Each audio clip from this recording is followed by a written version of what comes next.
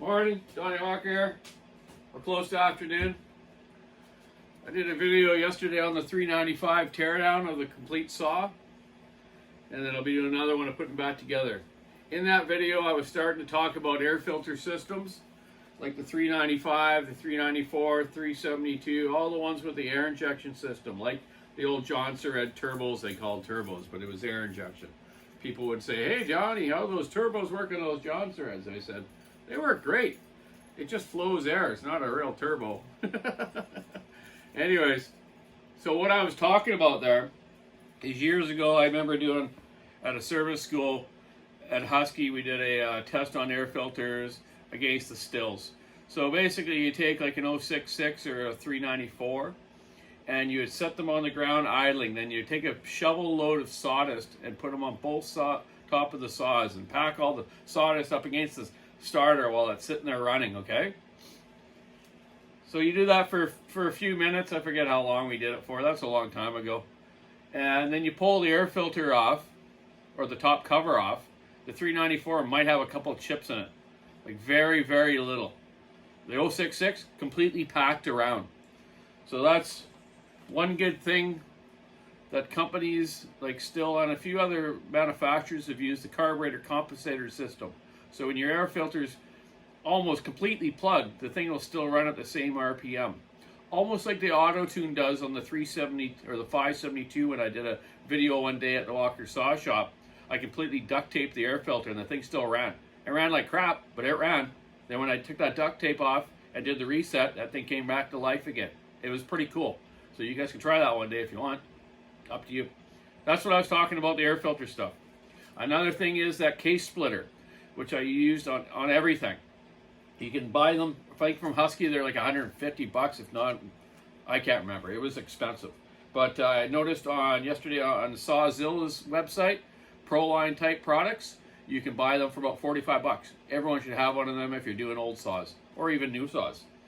You know, the fancy Still tools you get for splitting a case apart on an 066, if you went by the workshop manual and had to figure out all those little holes in that round separator you get and stuff, takes you hours, man. Maybe not hours, but a long time. Using that system, wham, bam, it's together, man. And all my arbor press back together. I don't use the tools to suck it together or anything like that.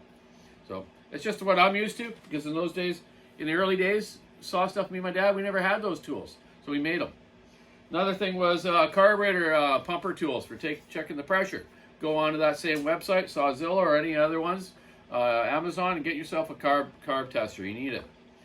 So what else did I want to touch on about that? Oh, sorry, the 395 has 6203 bearings, not 6202. Those are used on smaller 300 series saws, like 372s and stuff like that, eh? Okay. So I'm doing this 61.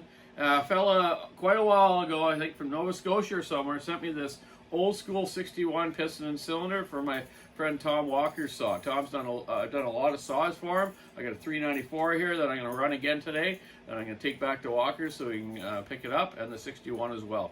But I want to show you some stuff on these old saws, why it's good to keep old junker ones around so you can have some parts. So let's go and look at this one, and I'll explain it all to you. Hope everyone's having a good day. It's about 8 degrees here right now. And going to be a fine day. A little bit overcast, but it looks like the sun's starting to shine. See it in the window there? Hey, that's not the light. That's the sunlight. Okay, so what I found here a minute ago, there's that case splitter too. This one's a little bent, but it still works. Okay? Carburetors. This old Tillotson on here. Oh, by the way, yeah, here. I just checked the compression on this thing. Old used cylinder, 150 pounds. Okay? There you go. I never used to do compression tests. I can just tell by the piston wear, the ring is free, the ring gap is good. It's gonna work, man. Okay? So on this carburetor though, I should have videoed when I was doing it, but I had a leaking needle. And I was lucky enough with a new needle and some toothpaste, I was able to get it to hold pressure again.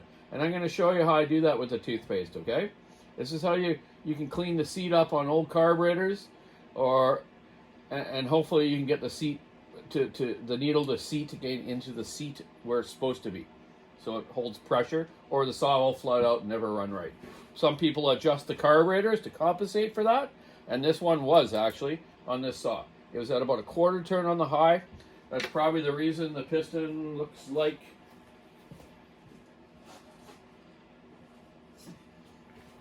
that. Hey, getting some good scoring on her. Anyways, okay, so this is how you do these carburetors if they're if you want to do this to them.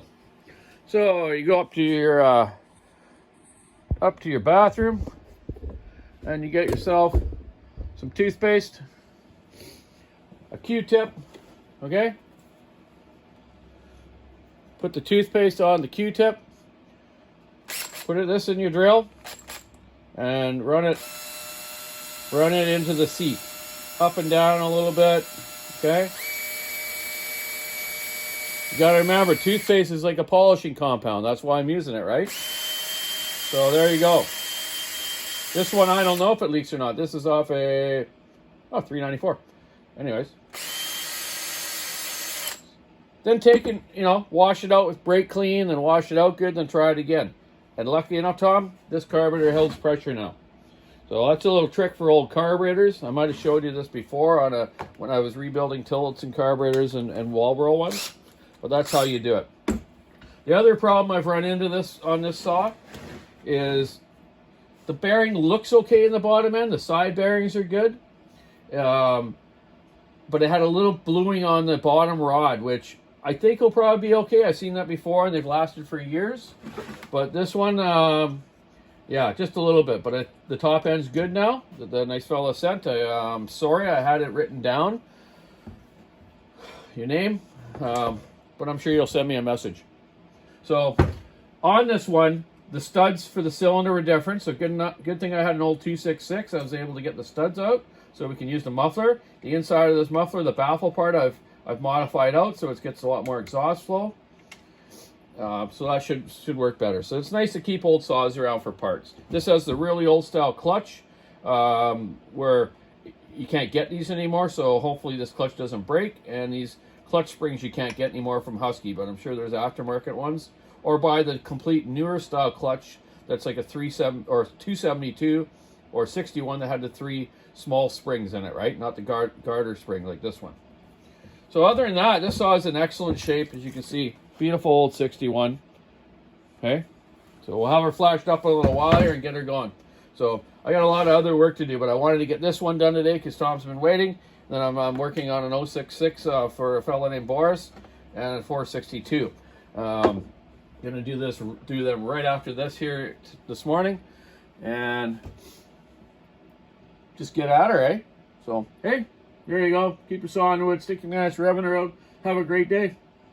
Get out sawing, hiking, whatever you do. Be kind, be safe. Have a great day. Bye. Donny again. Just wanted to show you some other stuff.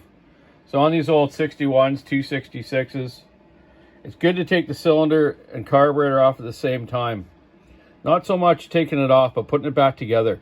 These old carburetor boots here, like the intake block rubber boot here, sometimes they're really soft or gotten displaced, like ripped or something. So you want to make sure it's back in its right place so the hot air doesn't come into the carburetor. And having your gaskets all lined up properly. These carburetors don't have the anchor in the back, so you want to make sure that it's all lined up right. And I put a little Loctite on those bolts just to keep them in there. When you are putting them back together, though, I already put this one back together. I have the carburetor on it and the bolts in the cylinder ready to go. So that I set it down and I get everything lined up properly. I leave the carburetor slightly loose just to kind of move it around to set it down properly. You also got to watch when you put them down. You see the throttle arm here, that you don't get this piece on top of the idle screw here and bend this. I've seen people do that when they're putting them back together. You got to watch that, okay? And don't lose this little throttle rod. It's the most important. All of my old junker saws, I keep those and keep in my little tinkle truck here. You know, everyone's got a little drawer that's got miscellaneous stuff in here because you never know when you need to use it. Another thing with these old saws, these old switches without a ground strap. The ground is the casing. So this magnesium, gets a little dirty and stuff, and then the switch won't ground. So you pop this switch out, scrape the sides around the switch, like the paint or the magnesium, and boom, it'll ground again. If it doesn't, and the switch is no good, you can't get these switches anymore, so you go to the newer style switch. You have to drill a little hole here and put a little screw in there, like a self-tapping screw, to hold it down so it'll ground. Okay, just a little tiny self-tapping screw. So that's the stuff I kind of missed a minute ago. I was just showing you guys on this old school 61. So there you go. Keep your saw on the wood. Stick in the ash, rubbing her out. Have a great day. Bye now.